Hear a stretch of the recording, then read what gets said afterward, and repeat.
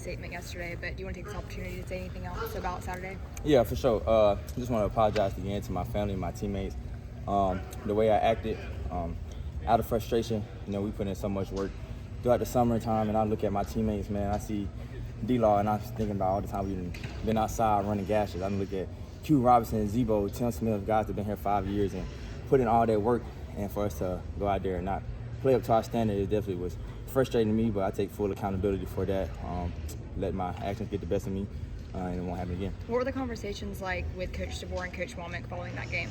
Yeah, they were just telling me that they understood my frustration, but again, we can't act like that on the field. And but they definitely had my back, and definitely been apologized to them and did the consequences that they've given me. And yeah. Have you had any conversation with Diego at all in terms of grabbing his face mask? Yeah, I hit him up on Instagram the other day, just let him know my bad. I didn't mean to forward in no malicious way. Just let the game got away from me, and he hit me back, so we cool. Tyler Booker said that you spoke to the team. What was your message there? Kind of the same message I'm giving y'all. I would just I let them down as a leader in that moment. In a moment where your captain and your leader is supposed to be strong in that moment, I let my emotions get the best of me and kind of just acted out of character. So I apologized to them for that and told them that's not the way we do stuff here, and that it won't happen again. Is there anything you feel like you've learned from this experience so far? Yeah, definitely just controlling my emotions, knowing where I'm at, and just doing the best to be a role model and lead. Do you view this as almost like an opportunity too? I mean, you have an opportunity to kind of show your leadership now and rise above this. Just how do you approach that? Yeah, it's just a next play mentality. It's something that I can't fix in the past. Definitely wish I went about it a different way, but can't fix what I did in the past, but can only fix what's to come in the future. How chippy was that game? Was any of that anger directed at Vanderbilt or just the situation?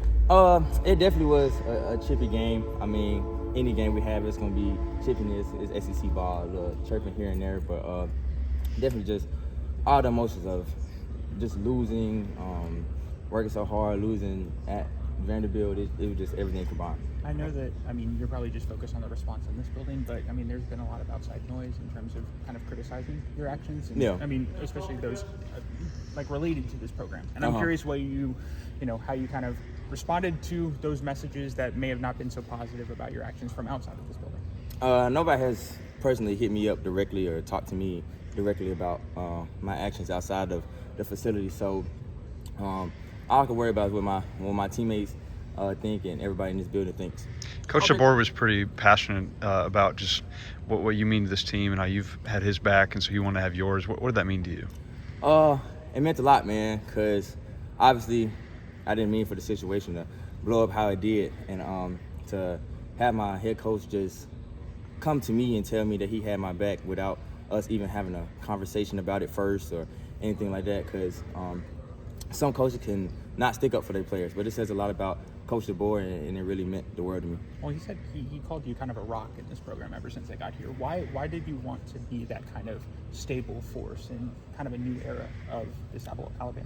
Yeah, I'm from Alabama, grew up in Alabama all my life, and I love this university. The reason I came back is because I love the university, I love the people here, and I love just everything about it. And so when the transition happened, it was never a thought to leave this university. I know the type of resources, the type of people that we have in this facility, and I knew that Greg Burns was going to make a great decision and bring in the right coach, and he did with Coach DeBoer. Coach Saban was always famous for saying, "Don't waste a failure." Not saying that Saturday was a failure, but you guys obviously didn't get the result you wanted. But what do you guys take from Saturday, just going forward, facing a team like South Carolina? They want to come in and do the same thing Vandy did, but this time they're doing it on y'all home field, and then just overall with the rest of SEC play going on, what do you guys just take from Saturday that you can use going forward for the rest of these games and just doing what, just getting Alabama back to where we need to be and getting that standard back? Yeah, I would say Saturday was definitely a failure. We didn't win. That's the ultimate goal at the end of the day. But I just feel like everything happened for a reason, and the losses usually bring a team closer together. And I think that's what's happening right now. Everybody's kind of gelling together even more than we already were, because now it's definitely us against the world, and everybody's self-reflecting and looking in the mirror. There's not a lot of pointing fingers going on. Everybody's kind of checking themselves, what could I have done better, from coaches to players, and I think that's something that's important, that everybody taking accountability, not trying to say it was his fault. Everybody, we all in this together, win or lose. Talk about the 24-hour rule here. Obviously, that 24 hours after the game had to be kind of a whirlwind for you. Yeah. How did you approach that 24-hour game for a game like this, especially in the situation you were in? Just what was that like, those last 24 hours between the loss and the next day? Yeah, it was definitely, anytime after a loss, the 24 hours definitely be long and rough. Like, this week is probably going to be the longest week just because we were so ready to go back out there and get on the field and compete. But I say I really just watched the film over and over again, and then kind of decompress from it and get away from all the negative energy. You talked. Yeah, there's a lot of people outside of the program saying stuff, but you also have a lot of people in the league that you could turn to. Is there a mentor? Is there a former teammate? Did you go to anybody for advice? Yeah. A lot of my former teammates that's in the league now hit me up. JB, Kool-Aid, Terrion, Dallas, DeMarco. They just hit me up. Told me that they feel where I'm coming from, and they just being brothers at the next level, help me out. Now that you've had a chance to look at the film and talk with Coach Womack, what is he emphasizing on improving in this defense going forward? Yeah, I just think sometimes we get the call in a little late, so it gives us a little anxiety of not knowing what the offense is going to run or adjusting to their formations. But Coach Woe, that's kind of was his style of calling which one to put us in the perfect position. But he knows that we're at Bama now, and he has a lot of pieces, and so he doesn't have to compensate for anything. And as long as he gives us a call and allow us to get our feet in the dirt, we're going to be great. And Coach Woe, he's been doing a great job of coming in and taking accountability on his part and the coaches and on the players too, showing us how we didn't fit stuff right or where we messed up at, and also telling us the good that we did do in the game though. So I think everybody, like I said, is being very accountable of what happened Saturday, and definitely working very hard to never happen again. A lot of your has that been teammates. feedback with the coaches of maybe as defensive players getting the calling quicker?